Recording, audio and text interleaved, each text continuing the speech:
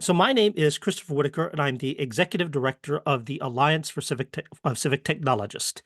The Alliance of Civic Technologists is a decentralized network that will connect volunteer civic technology organizations across the United States. We're helping to convene civic tech leaders, enable their efforts, and celebrate their wins.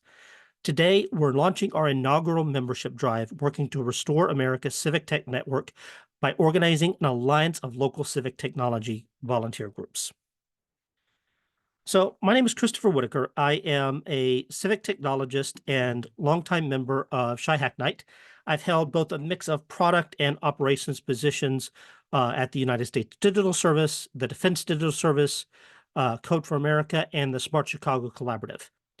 I'm one of the founding members of the Alliance of Civic Technologists, and over the summer was named by our board to be our executive director.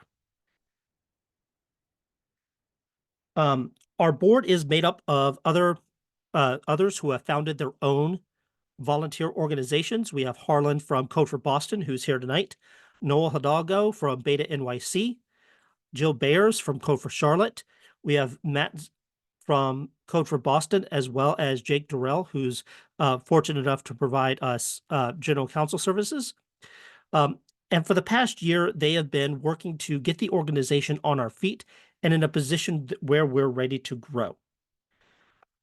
So before I get started on anything else, I want to thank you, not just for being here tonight, but for being part of the civic tech movement. Whether you're a first-time attendee at Hack Night or someone who's been in our volunteer community from the very beginning, almost a decade ago, thank you. For those of you who have started doing this as a volunteer and then stepped up into public service, thank you. For public servants and community leaders who guided us on how the sausage gets made on the government side, thank you. Thank you, thank you, thank you.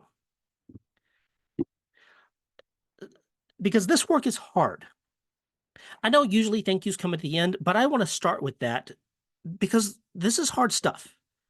You take our interest in government and civic life, a field with its own jargon, slang, nuance, complexities, a field in which we're looking at 5 different levels of government, all doing different things. Some of these things conflict with each other, and then you throw in all the history that came before. Decisions that were racially motivated, made decades before any of us were even born, still having an impact on people's lives today, right now. Government is complicated. And then we take that and we bring in the technology with its own jargon, nuance, complexities, lingo, and we mash those 2 fields together into a problem set that's actually pretty staggering. Civic tech has been around long enough where we sometimes forget how ambitious this all is. One of the biggest wins out of this movement has been helping to clear criminal records of people who are arrested for marijuana possession. From a technical perspective, it's not 100% straightforward, but it's not rocket science. You dig through all the data on all the criminal cases, find matches for who's eligible based on new state laws, write a script that produces a court order a judge can sign, and then push that expungement order out to all the places it needs to go. So that when someone applies for a job, tries to get a nursing license, and they do the background check, nothing appears. Because that's the way it's supposed to be. So it's a technical lift, but that's not the hard part. The tech part is the easy part. The hard part was the years of community organizing and on-the-ground street-level work it took to change the law to make automatic expungement possible. Once you got elected officials to agree, that's the big part. Tech people just sort of came in afterwards with some notes about how to make things automatic for the residents so that expungement just happens. Magic. But let's be clear, like the civic part of civic tech comes first. And it's a big lift, and if anyone involved with that is listening, thank you. These things are not easy. These are big challenges, but my favorite part about this journey has been meeting people who see these challenges and go, you know, this is really messed up, and that's what I'm going to go after. So thank you. So my own journey into civic technology started here at an unemployment office on Chicago's North Side during the Great Recession.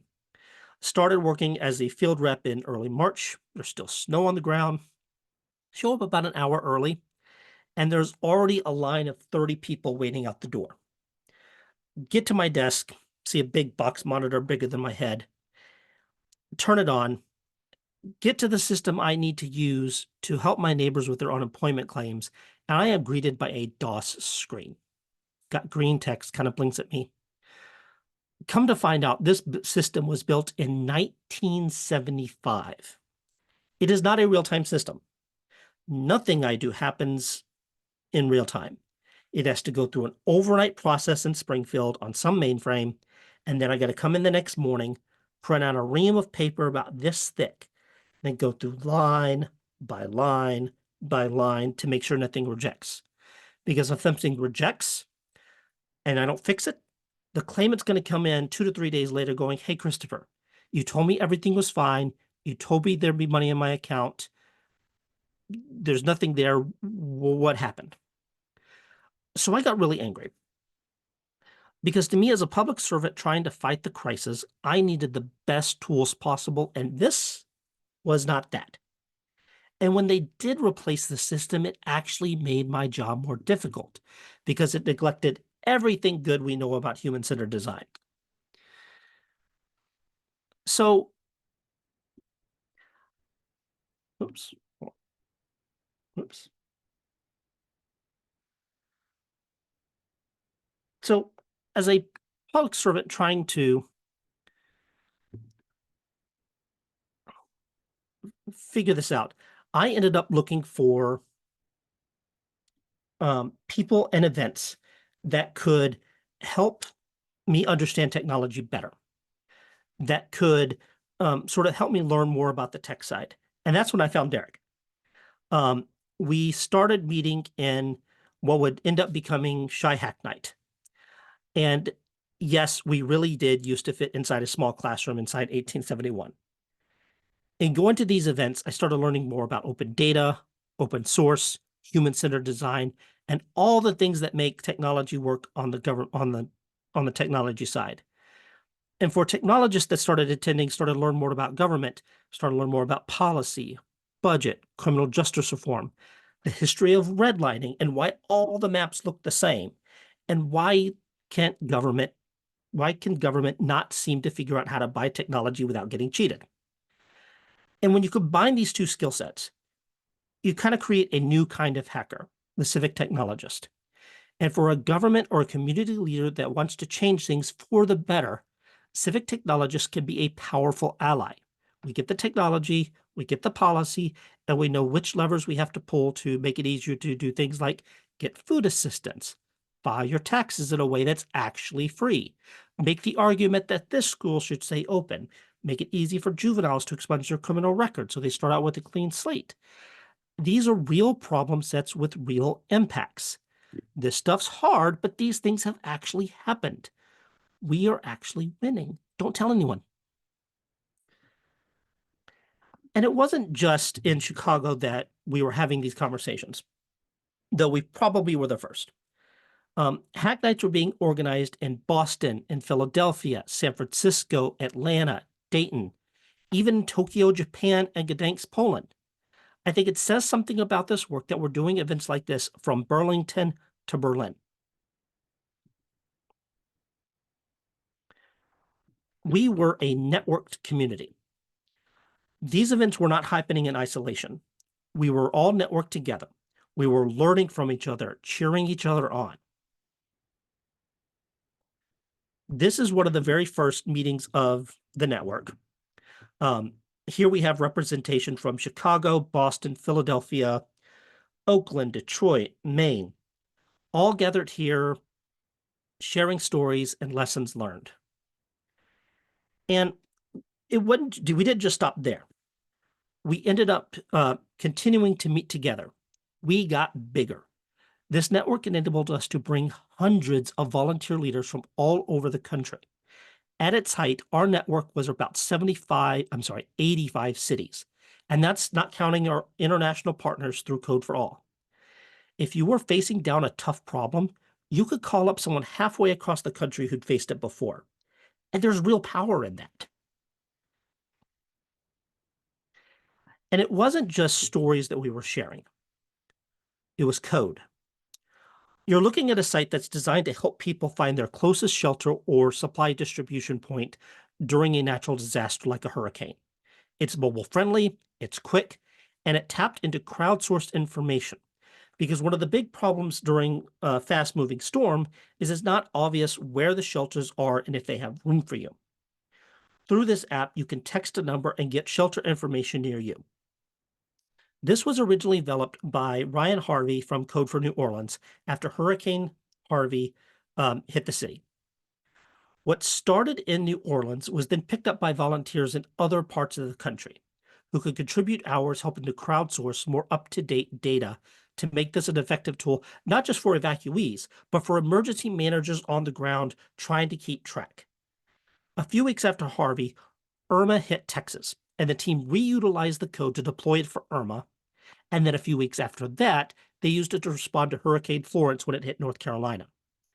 Volunteer civic tech organizations in North Carolina were able to spin this up in less than 24 hours. And at this point in time, this wasn't some solo mission. We weren't going rogue. The team was working directly with partners at FEMA and the Red Cross to help fill gaps in their data. This is real. This is impact. By the way, Ryan now works for FEMA as part of their digital customer experience team. The Red Cross now offers a text numbers for shelter information as well, making this go from a volunteer idea to a professionalized service. This is real. This is impact. And if Ryan is listening to this, thank you for all your work, especially with all the storms that have hit in this last month. This is what happens when you have allies. It's not just we know each other and we swap stories and we get together for parties every year. It's that when push comes to shove, being able to stand shoulder to shoulder and face down the really big things becomes immensely powerful and incredibly important. So, some things happened last year.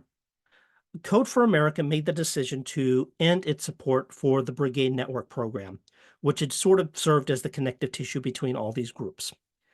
And I'll be the first to say, this transition was not done in a graceful way. There were lawyers involved. And if people are hoping I'm going to spill the tea about everything that went down, I'm going to have to disappoint. I'm not going to do that. Our attorney just probably sighed in relief. But I will tell you what came out of that. And that is the Alliance of Civic Technologists. When Code for America announced they were shutting down the Brigade program, several CFA alumni and leaders of former Brigade groups banded together to form a new organization to help sustain and grow America's Civic Tech Network and continue the work of volunteers across the country. We are a decentralized network of civic technology volunteer organization providing opportunities to learn, connect, and grow. We are going to come together to help convene the network, enable them through shared learning and mutual support, and to celebrate their wins, helping to amplify local stories nationally. When we need to band together to push back against bad policy or cheerlead when the federal government is not doing something right, or I'm sorry, cheerlead when the federal government is doing something right, ACT can provide a way to do that. We don't build product, we build people. We don't have an app that we're trying to get people to replicate. What we're trying to do is replicate the opportunity to use our skills to make impact. We're not trying to sprinkle AI magic everywhere. We want to do real work with real impact on real problems. We're connective tissue. The only thing that we're going to be doing is supporting and growing the network. We are going to be a decentralized network, not top-down. And I keep saying the word decentralized because I think it's an important distinction to make and probably the biggest distinction between what ACT will look like and what the brigades will look like. How do I know, as someone sitting in Chicago, what the needs of Atlanta are? I don't live in Atlanta. I don't know what the biggest problems are. I don't know if City Hall can be trusted. Why would a central headquarters tell Atlanta what to do? That's not ACT's job. ACT's job is to provide the community you need to help you figure out how to solve the hard problems, to be an index and custodian of the collective, hard-fought wisdom of this community and help our neighbors leverage it to tackle big challenges. We don't have a headquarters. Our decision making is going to be driven by our member organizations. That's going to be organizations like Code for Boston, Beta NYC, Hack for LA, Fingers Crossed, Shy Hack Night. And that's important because if we're an organization meant to serve a volunteer civic tech organization, then they need an actual seat at the table. They need to be able to come in and elect a board, vote on a budget, pass resolutions, fire me if I'm doing a bad job. Because things are still really broken out there. There's an entire industry dedicated to AI hype that's pushing government to go after really shiny stuff at the cost of harm to real users. An unemployment system in Michigan decided to pick up on an algorithm and incorrectly accused thousands of people of fraud, stopping their benefits and causing real harm. An industry leader was producing a system that screwed up. The algorithm they produced got it wrong, and it ended up kicking people off Medicaid. A chatbot installed on the City of New York's website, powered by an LLM, ends up telling people to break the law. Then there's the more bigger threats. We have climate change that's making storms like the one we've seen over the past few weeks much worse. Attacks on our immigrant neighbors, our transgender friends, the fact that we're still dealing with the effects of the pandemic in terms of both our own health and how it has widened the already enormous gap between the rich and the poor. Early civic tech was sometimes derided for making, maps and apps. You need to see you need to show people where to get a flu shot, dots on a map. You want to show people where the food pantries are, dots on a map. You want to tell a story about which buildings are doing what they're supposed to do by providing recycling, dots on a map. Today, we're seeing some new dots on a map type applications. We have Elon Musk's super PAC using GIS mapping tools to go, okay, where are the mosques? And then those areas ads saying that Harris is pro-Israel, then turning right back around and using the same tool to find the Jewish neighborhoods and putting ads out saying that Harris is pandering to Palestine, intentionally turning people against each other. There are apps that use retail tracking cookies on your phone to find your phone and then follow it around everywhere.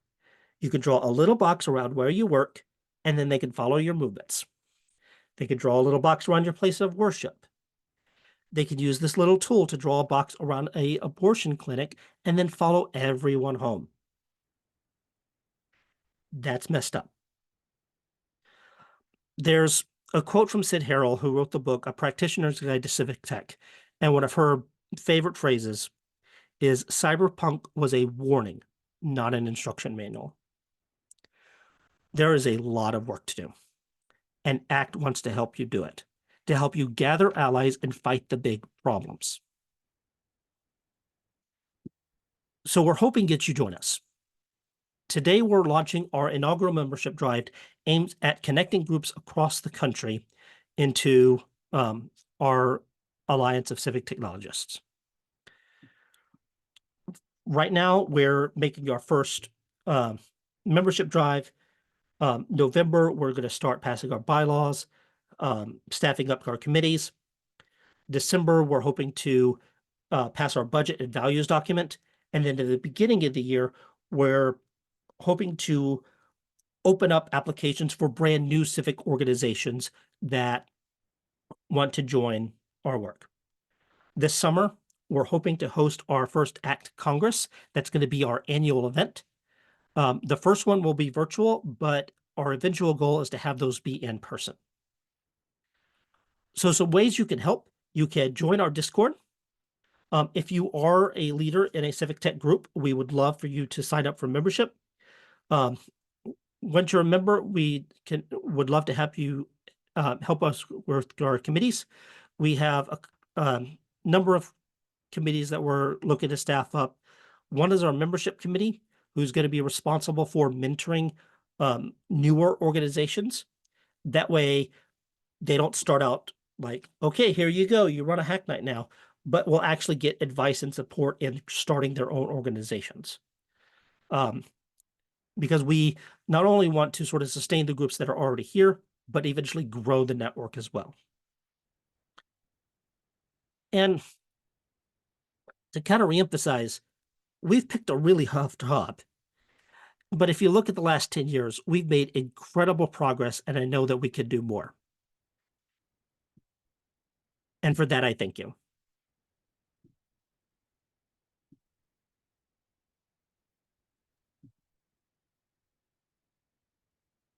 Christopher, thank you so much for your presentation. That was really, really great. Yeah, I definitely have a few questions. I'd love to just kind of like chat. And as a reminder for our audience, please drop any questions you have in the chat. We'll get to them as we can. But just we'll keep an eye on the chat. So keep that busy. I think that the first question I'd like to ask, big picture, how are you hoping like city governments or policy think tanks or anything that touches kind of civic life would benefit from ACT or like partner with the Alliance of Civic Technologists? Yeah, so one of the things that has happened over the past 10 years is all of these local groups have made really solid connections with their local governments, local community partners. You see places like Beta NYC working with both academia and their local government. You see Code for Austin working with their local library. Orlando works with the local university. So, and that's part of why we want to be decentralized, because every city is different. We'll have different players, different organizations, and we'll form different relationships. And as we zoom out to the network level, if one city is facing a problem and trying to figure out the best way to tackle it, another city in another part of the country may have already done something similar and can trade Mhm. notes and learn and sort of expand the number of people that you could contact for help with this. And that connective tissue is something that I think is going to be integral to the success of the network.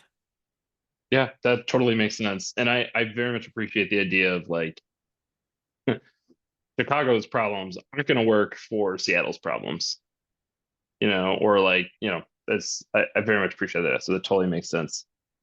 Another question, are there other national groups with chapters and members that ACT has, oops, sorry.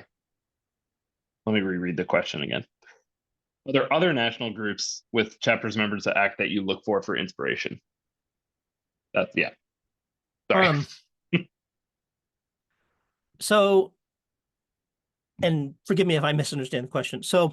Um, one of the one of the organizations that um, we'd like to talk more with is the Technologists for the Public Interest.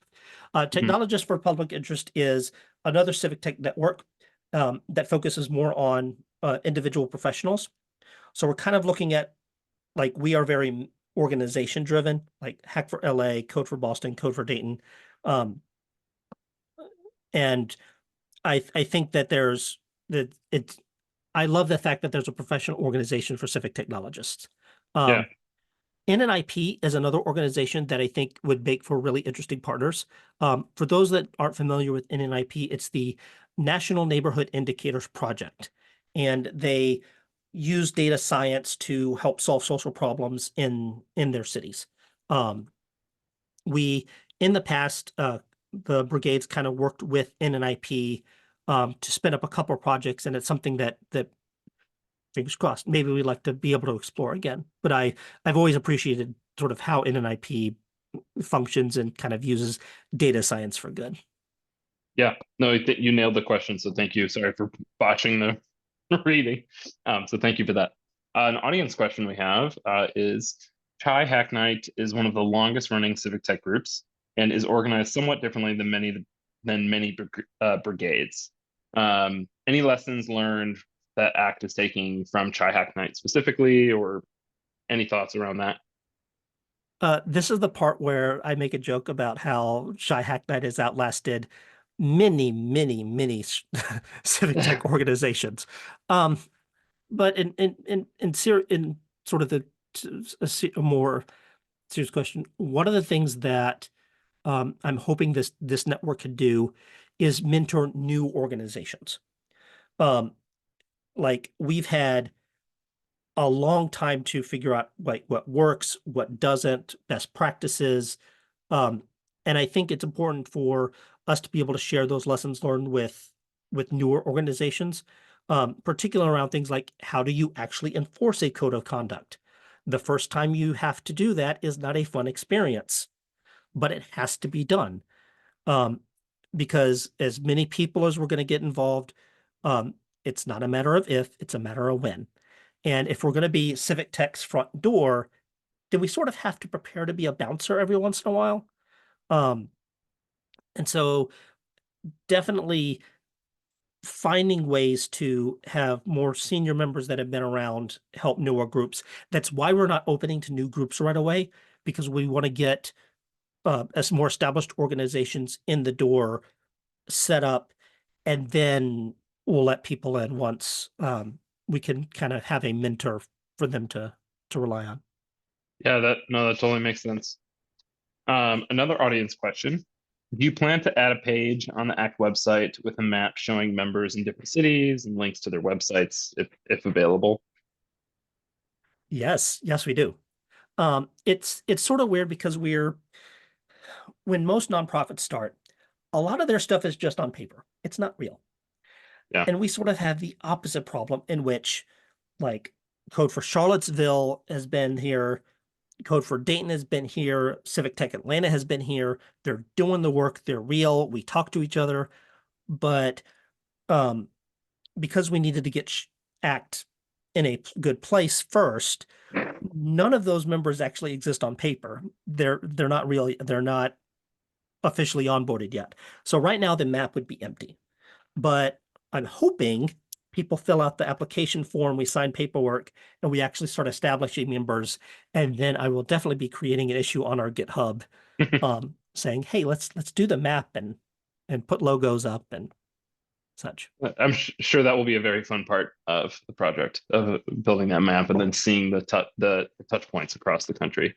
Um, another audience question: if you're an individual and not in a position to start or organize a group and not part of an existing one, what pathways would you suggest that individuals could get involved? Yeah, so we are an all volunteer organization. So everything from updating the website to um, helping manage our Discord to helping to write copy um, to everything at this to fundraising to everything at this point, we need help doing. Um, and so if people want to join just as an individual contributor, we have space for that. Um, Eventually, I think we'll end up having a sort of a virtual chapter that people can join no matter where they live to sort of be sort of that organization. Um, but for now, if people want to spend um, some time helping us get going, we'd appreciate it. Best place to get involved in that is to join our Discord. Awesome. And I'll try to remember at the end for you to drop a link to an invite if you want in the Zoom chat too. And you can, if you give it to me, I can also put it in Slack Yep. for us. Happy to do that. I'm gonna take like just a second to organize the other questions into a way that makes sense. Let's start here. What would you say are requirements for membership to ACT? Sure. So first is have a code of conduct with some enforcement instructions. Um, Exist on the internet. Like, can we find your website? Yeah. We're asking uh, organizations to select 2 delegates plus an alternate. We want to have at least 3 members or 3 leaders identified for that chapter. One of the things we want to avoid is sort of ghost chapters where it's just one person and not actually meeting. Um, and then sort of to have regular open meetings where anybody could attend. Um, if you go to our website, you'll see um, sort of our news, and we have a link to our proposed bylaws, and people can see sort of the nitty-gritty of that. We developed our bylaws as a community, and so people commented on them, gave advice, and sort of helped us shape what those standards would look like. And if newer groups appear and are trying to get started and they don't hit all of those exactly, that's also why we have that mentorship program so that we can get Mhm. people where they need to be. Because once people join, you're now a leader in this organization. Gotcha. Yes. And so just to make sure I'm understanding too, like that mentorship piece is less about like individuals per se, at least right now, and it's more about like one organization mentoring another organization. Yeah. Okay. Exactly. That's helpful. Um, Alan asks, is it too early to talk about national conference gathering? Or as an alternative, thoughts towards participating uh, in an ACT National Day of Civic Hacking? Um, on that last part, ask me about a week and a half. Um, Okay. for our annual event, um, the first one will probably be virtual, and we'll probably start kicking off organizing at the beginning of the year. Um, wanted to do virtual for the first round because it's a little easier to set up, and we haven't done enough fundraising to have everyone over in person. Um, so so that's the answer to that. No, that totally makes sense. I very much appreciate the fundraising piece. That's an important part. Um, yeah, I think so. This next group of questions kind of are a little bit like bigger picture with Act Two. So let's start here with another audience question. What does success look like for Act a year from now? And like, do you have any like specific metrics or goals that you're trying to hit in the immediate future, or what are your thoughts on that? So for us to go from, like, for the past year, we've sort of been in what we call an alpha phase. Now we're moving to beta phase where we're getting members, we're getting rolling. For this time next year, if we're able to host our annual conference, if we've got people participating in all of our committees, if we're starting to grow the network, not just sustain what we had when Code for America dropped us, but actually like sustain and start growing and getting new people involved, that to me will be all signs of success. Um, and how how well we were able to tell people stories. One of the things that I think we've lost is if we have a local group that has a big win, do we have a vehicle to bring that big win and tell that story nationally? Um, because when we don't have that, it makes it seem like these groups all disappeared. They didn't disappear. They're still doing work. We're just not doing as good a job of telling those stories. And so the more visibility that local groups get for their good work, um, the happier that I will be personally. Yeah, makes sense. Thank you. Um,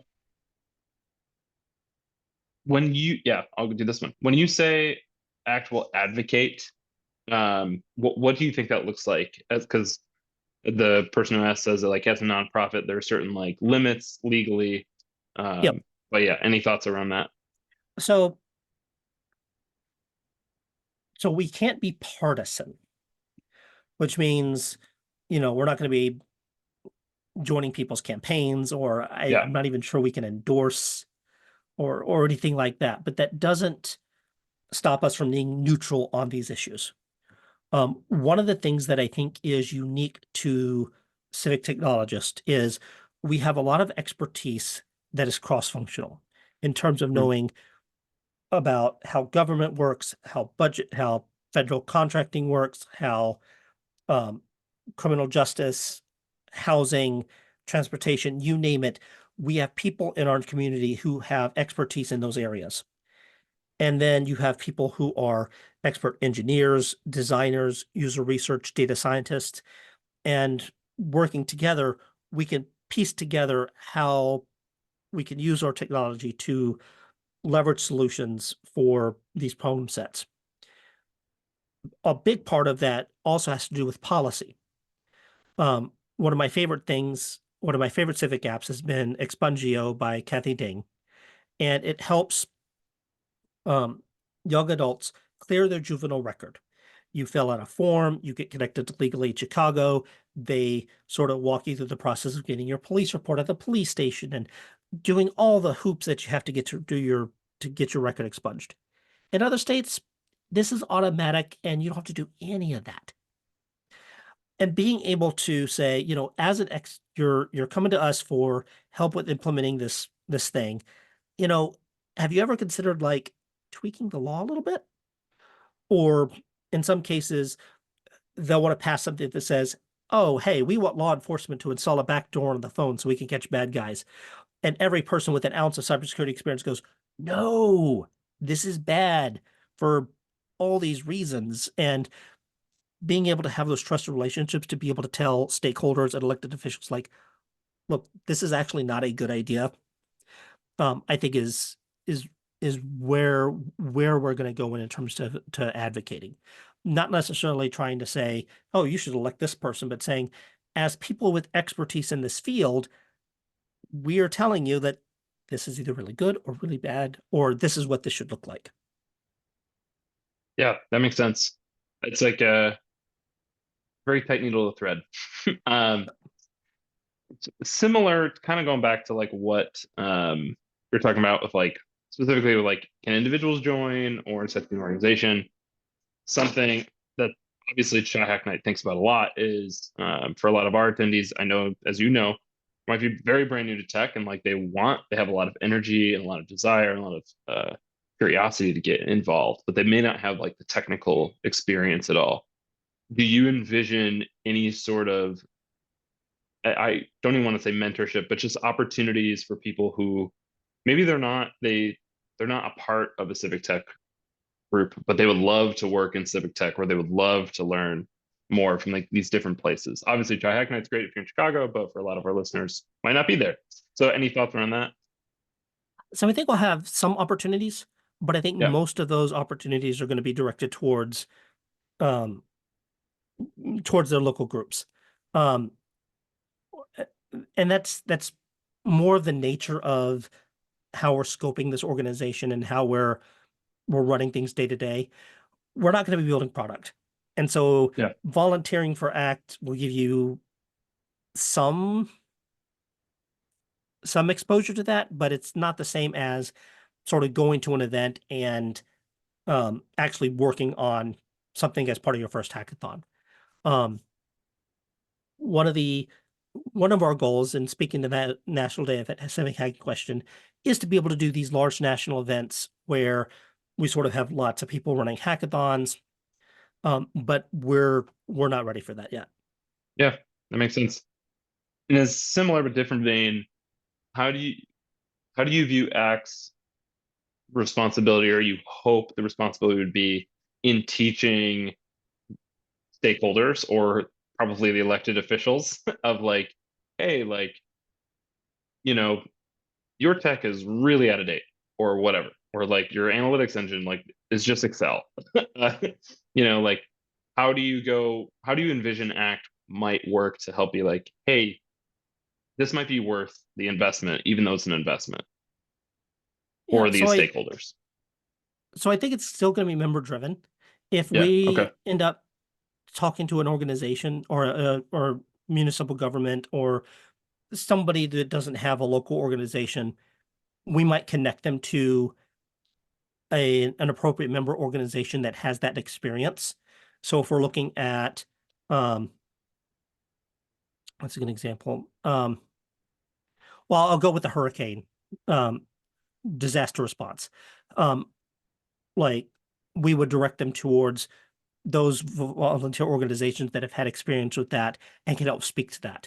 We will definitely be more connective tissue than providing sort of direct support.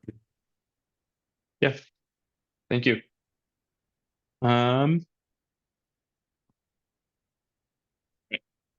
who funds Acts now, and who would you like to fund the network in the future? Lots and lots of people who I thank dearly. So we have a um when we first started, we had a lot of people who sort of saw who supported the network was not pleased that it got um, sort of shut down. And then when ACT started, we had a lot of people who were small donors who donated a little bit of their money to help us get going. And we actually had a lot of people pitching in small dollar donations to help us get started. And that's seriously what helped us get started is those small Wow. offerings. Um, so the way I'm looking at fundraising is kind of a continuum. So in order to do things like host an annual event, get a budget for marketing that'll help us really amplify our stories across the system or across the landscape, um, we do need funding. And so initially we're going to try to find larger donors and grants that sort of see the value in this network and can provide us some initial operating support. Um, Dream Board would be hiring full-time staff, but that's some money. Yeah. Um, but eventually, um, what we want to be able to do is provide enough support to the network, strengthen these local organizations so that eventually we can start asking the individual organizations to contribute. And over time, sort of balance things out to where we're taking less from grants and large donors and are more operating on um, member contributions. And that's an important strategy because if we're a member driven organization, we have members who have voting power. The more we can tie the funding to the members, the more responsive we'll be to the members. One of the things that kind of hurt the brigade program is our funding sources were at the whims of philanthropy. So one day, volunteer network effects. Oh, that's shiny. We'll fund it. One day it's criminal justice reform. Mm, Now it's AI. We were never going to get AI funding. Like it's just not going to be a thing. And so you're sort of at the whims of philanthropy. And so trying to tie our funding down to our own member contributions in the long term is what we want to do. We're not asking right now because we don't offer that much. But once we start rolling and getting to a competence level where we're providing real value, that's I think we're going to start making that shift. But it'll be a slow roll. totally makes sense. And you kind of were talking about it a little bit, but one of the questions we had too was someone asked, "Do you know any reasoning why Code for America decided to end the brigade program?" I would direct you to them. Okay. That answers So that. No, I I don't want to speak for Code for America for that's fine. many reasons. That totally makes sense. I will not press you on that. We just got a new question. Let me read it quick. Oh, yeah, this might be a good place to end on. We might have time for one more question if someone sneaks it in, but um, someone said it'd be really cool to hear from other civic tech groups and what they've been up to, and it might be part of what you're trying to do as well once you get some members up and running. Is there a good place to find these resources and various stories where to receive these updates? And it sounds like ACT might be a great place for that. Yeah. So one of the things that we're starting up again is our ACT newsletter. We're going to try to publish each month featuring an ACT member. One of the problems they're trying to solve, featuring their wins. Um, if you are one of those people who are interested in becoming an individual contributor, we'd love for help writing that content. Um, but the newsletter is going to be one angle. We're going to use our social media channels as the other angle, and as sort of a medium term goal, work on getting a marketing budget so we can put um, local leaders on podcasts in press releases and really trying to amplify their stories across publications that feature government technology type work, your state scoops, your Fed Week. That way we could start getting in those conversations. That's going to take some resources and it's going to take work, but that's definitely we're aiming for. Awesome. Well, I think that's all the questions we have. But certainly it's been a really great presentation. Super happy to hear about all the work you've been doing. Really excited for what you have coming in the future. I know it's gonna be great. Um, so I left a note in my brain. Can you share the link to the Discord so we can, or just put it right in the Yeah. chat, and then I'll also share it in our Slack channel so we Yeah. can help promote that for you. So I will, it's just that you can find a link on the civictechnologist.org website. Okay, great. Easy enough. Or maybe someone even just place the link there. Thank you. Well, thank you so much, Christopher. Yeah, really appreciate it.